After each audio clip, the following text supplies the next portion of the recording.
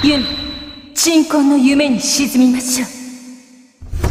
というわけで、ブルラジはユミ役の原由美です。そうなの。もうね、すごい。ユミさん、何やってんのって思うことあって。何やってんの。そうなんですよ。当てていくみたいなピンボールをこうやって。胸に当てて。ユミさんが今手でやってくれたけどさ、ありがとうね。自分でやらないでください。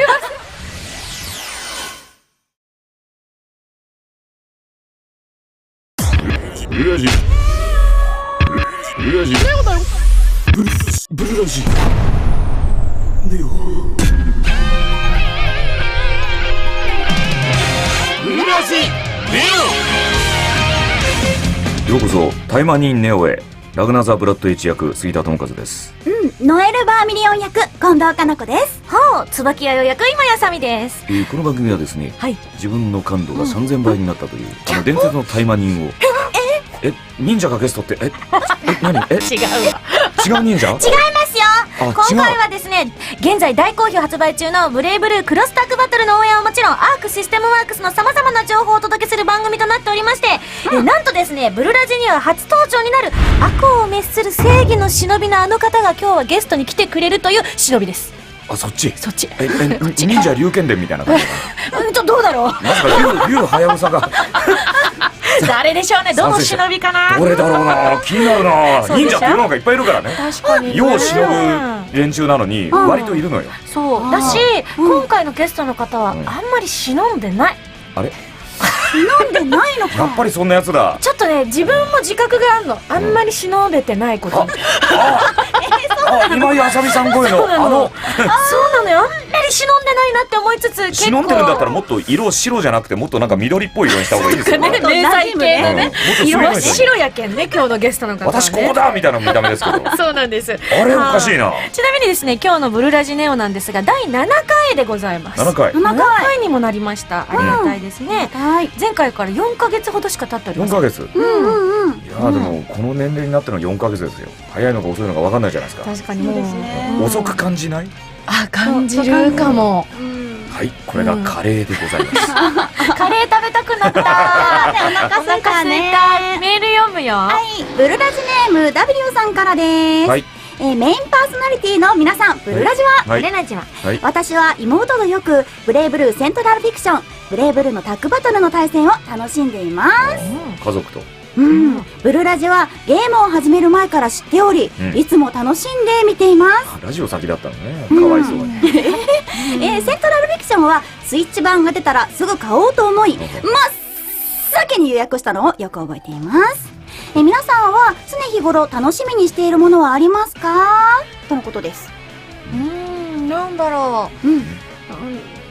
猫のあれが正常に排出された時かな。毛玉かな。なるほどな。お腹の調子がね、今年ずっと悪いの。そうなの。もうね、あ、いいの出たっつってニヤニヤしながら観察するのがね、喜びね。いいかりんとうが出たなって。そうなの。食事中の皆様ごめんなさい。ごめんなさい。どうですか皆さんは楽しみにしてるもの。毎日楽しみにしてること。楽しみにしていること。そうだな。やっぱり寝ることを楽しみにしてますね。あ、いいね。こんちゃんっぽい。早く布団に入って寝たい。そっか。過ぎたかな。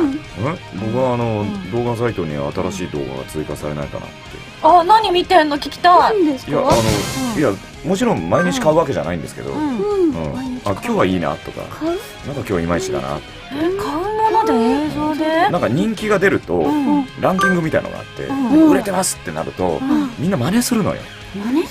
真似するし、似たようなものをみんな作るし、あと悪いのがインフレが起きるのね。なんかそんなに演出しなくてもいいのにとか、中にはいやどうせこれやらせですから母みたいななるとちょっとイラッとするのね。いや分かっててこっちは買ってんだよ。買ってる。分かってて。今だから YouTube 的なのかなと思ったけど、あれはね買うわけじゃないもんね。気になるけど、じゃあ正解は番組のよくあるでしょ、時間停止もの。これ以上凝っちゃいけないみたいよ。はい次。分かった。というわけで、じゃあもう隣にいらっしゃいますけれども、ゲストの方に来ていろんなお話を聞いていきたいと思います。お楽しみに。それではブルラジネオスタートです。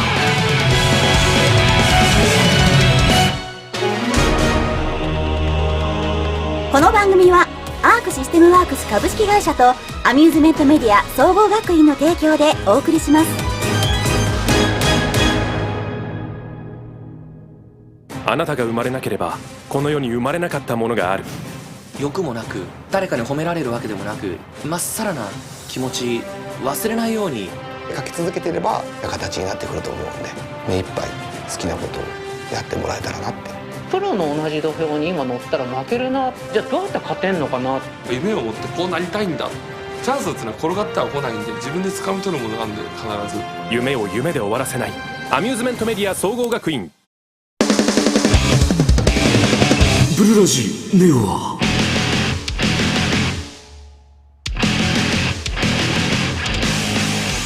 改めましてナンパものの聖地巡で杉田智和です。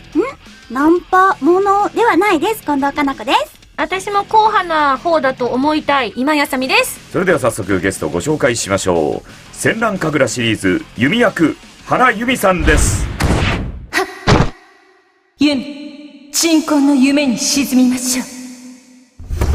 というわけでブルラジは弓役の原由美です。やったー。ようこそブルラジというわけで、初のブルラジ出演ということなんでございますけれども、すごいでしょう。絵がバーン出てきましたよ今。絵が由美さんが。そうですね。そうです。自分のキャラの絵だと。自分のキャラの絵。すごいなと思って斬新だなとびっくりしました。はい、というわけで由美さんが言ったことを、由美さんがいろいろねこう動いてくれるんで。どっちが先だったの？キャラが先だったの？あなたありきだったの？いやキャラが先だと思ってます私は。だから偶ナニプス然。パーティーは確かあなたありきで作られたはずだけど。でもそうかじゃあそうですね。でも多分この戦乱神楽はキャラがあってだと思いますね。引き強いんだ。引き強いんだ。引き強い女ですよ。ユミってやるからじゃあユミさんに当ててもらおうぜっていうね。かもしれないです。名前強い。強い。詳しいことは高木さんに聞かないとわかんないですけどね。というわけでこの番組を見てくださっている方、戦乱神楽シリーズは何ぞやということをね、持ってらっしゃる方もいると思います。あまり知りません。嘘をつけ。最初のゲームはビータのやつは遊びましたけど。ありがとうございます。それ以降があとエンカウントってゲーム番組でなんか水鉄砲を掛け合う。面白かった。ずっと夜桜ちゃんにドキドキして。だんだんちょっとね薄くなっていくからね。業界にねいつもこう問題点をね投げかける作品でございます。どこまでいけるのかっていう。すごいですよね。尊敬してるんですよ。ね、本当すごいんですよ。PS ビータの機能を最も最初に生かしきった作品は戦乱神楽だと思う。これはすごい褒め言葉だと思うし、私もそう思う。ビータのタッチを胸のボタンがパーンってなるっていう演出でクッてこうやって開けるフリックをね、それの演出で作ったっていうアイディアは俺はすごい本当尊敬してます。ビータの後ろをそう背面パネルをあんなにうまく使うなんて。そうこれよくソニーさん OK 出ましたねって私何度も言いましたもん。だって形成学園作った時もやっぱりビータの機能を生かしてくれってオーダー来たんですよ。あ、そうなんだ。だからやっぱ戦乱神楽ってすげえわって。そうなんです。長く続いている作品で、とにかく常に新しいことにチャレンジする作品なんですが、戦乱神楽とは唯一無二の爆乳ハイパーバトルとなっています。いいと思う。爆乳。いいと思う。はい、変身ありコスチューム破壊あり。いいと思う。忍びとして生きる少女たちの熱く激しい戦いと青春を描いたちょっとセクシーな爽快アクションシリーズと。あのレベルでちょっとって言ってんの？じゃあすごいになった時どうなるんですかね。だいぶ作品にもよりますけどね、いろんなシリーズ出てるんで。そうなんです。そして一番最初が2011年9月に発売した第1作目戦乱神楽少女たちの深淵をはじめとしたアクションゲームのほか、爆乳先ほど言ったウォーターバトルこれ私も大好きでした、爆乳ハイパーピンボールなどこんなのあったの？ありますあります。爆乳が転がるの？当てていくみたいなピンボールをこうやって胸に当ててゆりさんが今手でやってくれたけどさ、ありがとう自分でやらないでください。ありがとうございます。って言いながらちょっとすいません。結婚したら下ネタが OK になる女子アナみたいなことをしてる。大体わかんないんで振らないでください。なるほど。そっちだ。はい、危険なこと言っちゃうんで。いい人です。幅広いジャンルの家庭用ゲームを発売しています。さらにはアニメ化やスマートフォン用アプリなど様々な展開を行っています。はい、続いてユミのプロフィールです。私塾月戦女学館3年生、伝説の忍び黒影の孫で決戦選抜メンバー、強いんですよ。リーダーでございます。そうなんですコよ。ロコリーダーなんだ。そうなんですよ。意外だったよね。そうですね、確かに。センスと氷を武器に、日本舞踊を舞うような動きで戦う。3サイズはバスト92かっこ G、ウエスト56、内臓入ってんのかヒップ84、趣味は書道。じゃあ筆を使って遊ぼうか一緒に。その遊び方まずいのやめよう。いや僕 G 下手だからいろいろ教えてほしいんだよ。いやいやそっちでしたか。そっちだね、そっちだったね、よかった。さあ阪神は僕さ。言うと思った。好きな食べ物はかき氷かっこ小豆です。というわけでユミさんなんですけども、演じられてもう随分になりますね。そうですね、なのでキャラクター的には最初登場した時って結構厳しめだったりクールキャラだったりしたんですけど、強キャラですよね。戦う相手だったりもしたんだ。そうなんです。最初こうライバルというか敵として出てきたんですけれども、それがやっぱりこうシーズンいろんな本当にゲーム出てきて、それによってかなりなんて言うんでしょうね、まろやかになったというか、だんだん最近は可愛いは正義だって信じていて、可愛さを追求したりとか、真面目だからこそそういう風になっていったんですけれども、よかったね。なんか平和っていうものになんかこう適応し始めているから。そうですそうです、そんな感じですね。アニメの方もね、昨年でしたかね。そうですね、皆さん見ていただいたと思うんですけれども、ユミさんも素敵でしたね。アニメのユミさんも。そうですね。アニメもゲームもぜひ見ていただきたいなと思うんですが、ちょっとメールをね紹介したいと思うんですが、ブルラジネームケトエモンさんからです。ありがとうございます。杉田さん、近藤さん、今井さん、スタッフの皆さん、そしてゲストの原由美さん、ブルラジは、ブルラジは、ブレイブルータッグバトルで由美参戦おめでとうございます。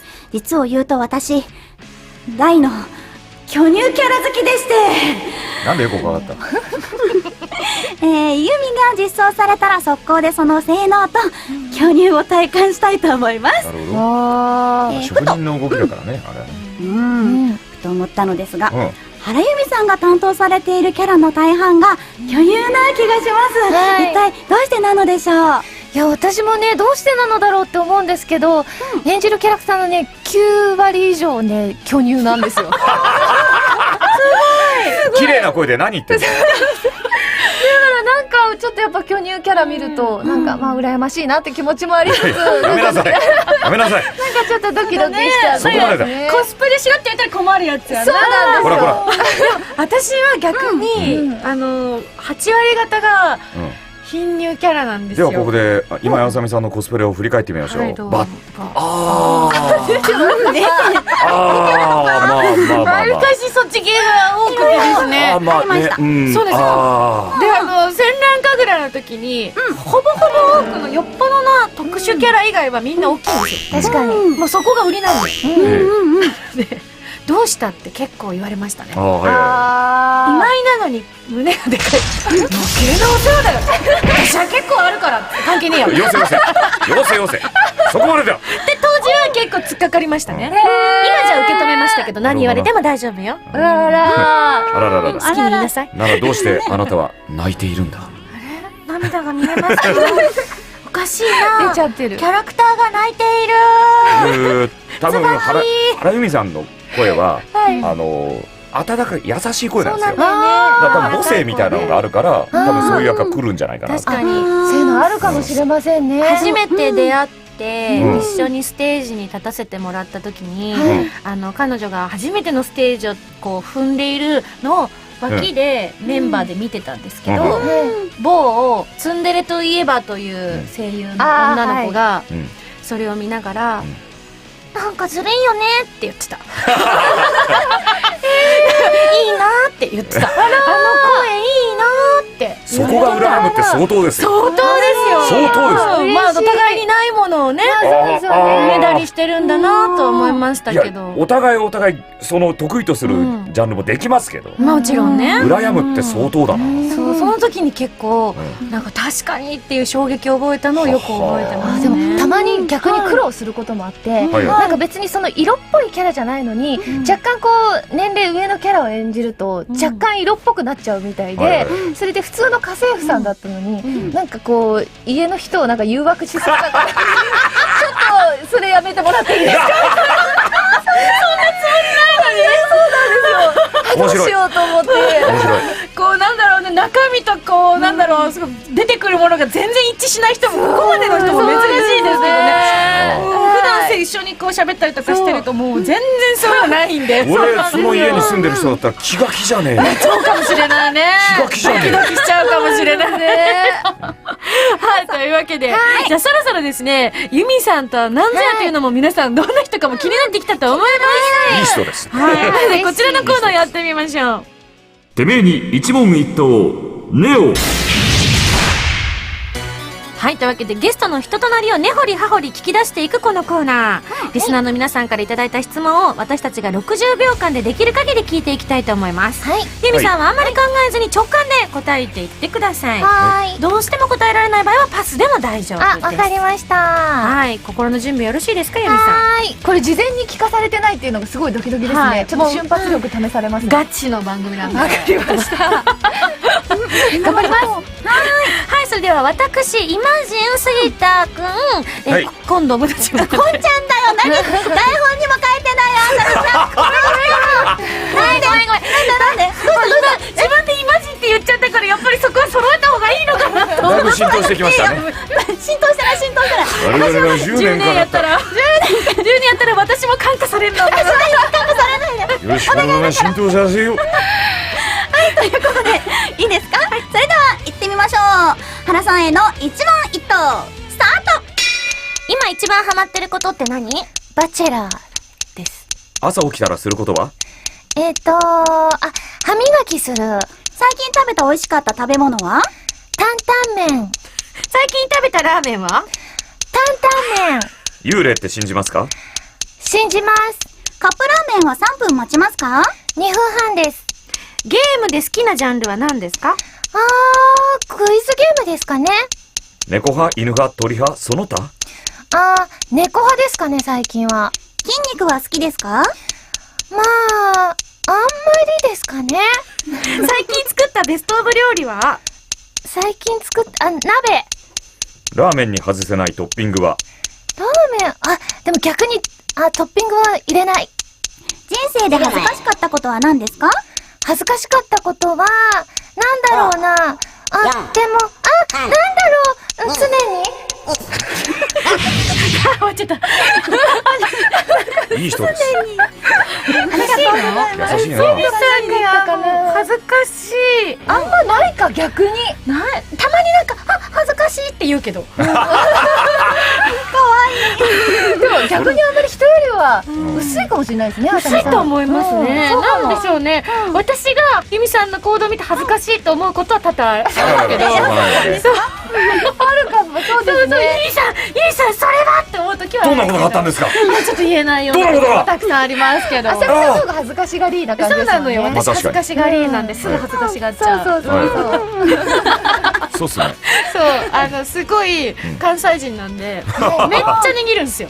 そうなんですね。そうなんですよ。そんな一面が。私イメージがなかったです。だから本当は値切っちゃいけないような店でもなんか分かんなくなって値切ったことがあって、ドクターマーチンで一回値切ったことがあって。何やってんだ。何やってんだ。それ恥ずかしいじゃん。そういう店じゃないですって言われる。そうなの。俺すごいユミさん何やってんのって思うことがあって。何やってんだ。そうなんですよ。そういう意味では恥ずかしいわ。面白すぎだろ。そうなんですよ。ちょっと天然が過ぎていて。やばいわ、面白いわ。というわけでユミさんの本当人となりだいぶ出たんじゃないでしょうか。はい、この後はユミさんと一緒にこんなコーナーやっていきたいと思います。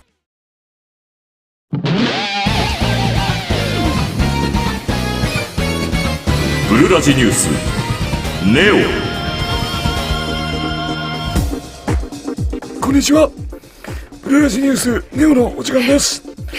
こんなキャラでやってたら持たないのですぐに戻します。はい、すいません。はい、じゃあ告知コーナーでございます。はい。追加 DLC バージョン 2.0 コンテンツパックが本日配信。全9体の追加キャラクターに加え、新規書き下ろしのエピソードモードがお楽しみいただけます。さらに追加キャラクターに関連するコンテンツや新しいキャラクターカラーも追加。新たな勢力が加わり、戦いも物語も一層深まるブレイブルークロスタッグバトルを体感しよう。ブレイブルークロスタックバトルスペシャルエディションがプレイステーション4、ニンテンドースイッチ、スチームにて本日発売。本作はブレイブルークロスタックバトルゲーム本編に加え、追加キャラクターセットボリューム1からボリューム7のキャラクターを含む配信済みの各種 DLC を収録。さらに追加 DLC バージョン 2.0 コンテンツパックの DLC コードを封入しており、乗り遅れていた方も本作を購入することですぐに参戦することができます。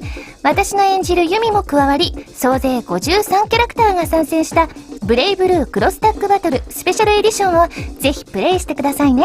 続いてはこちら、シリーズ1作目となるカラミティトリガーから最新作セントラルフィクションまでの歴代全楽曲を完全収録したファン待望のオリジナルサウンドトラックボックス、ブレイブルーサウンドコンプリートボックスが本日発売。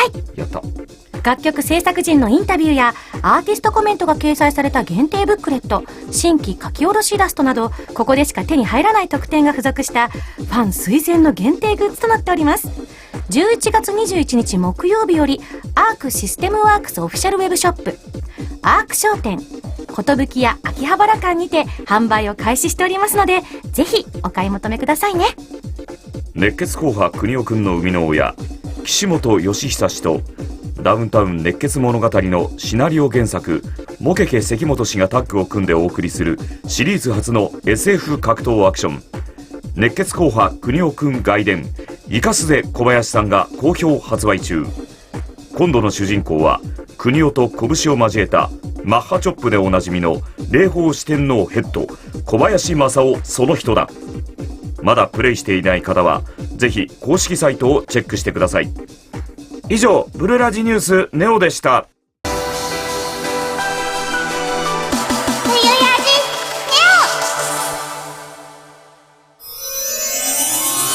ノエルポエムネオ。ブルラジネーム悲しいホッケさんから届いたポエムだよ。かわいいかわいい子猫さん、悲しそうに泣いているよ。どこで泣いているのかな。今すぐ撫でてあげたいな。山あいをかけ谷を越え、丘の向こうの茂みの向こう、濡れたかわいい子猫さん、優しく撫でてあげようね。僕らの町にやってきたでござる。ニンニン。誰ですか。ニンニン。来ないでください。ニンニン。ニンニ